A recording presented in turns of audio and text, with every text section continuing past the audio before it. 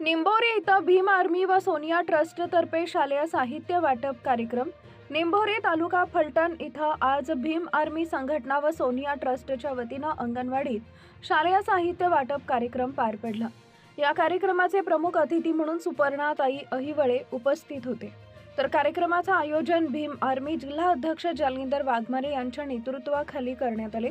या प्रसंगी अंगणवाडी सेविका पूजा अडसूळ, सीमा इंगळे, मंदाकिनी श्रीरंग, गौरी वाघमोडे, सागर अडसूळ, संचिता कांबळे, पल्लवी कांबळे, शीतल कांबळे, वैष्णवी आगवणे, कमल होडगे, मयुरी जाधव, कविता कांबळे, वर्षा कांबळे, मानाली पाटोळे, सुवर्णा कांबळे, सारिका जाधव, लक्ष्मण काकडे, विजय कांबळे, आदेश कांबळे, भाग्यश्री कांबळे, सुनील पवार, अजित मोरे व भास्कर कांबळे यांच्यासह इतर ग्रामस्थ मोठ्या संख्येने उपस्थित होते।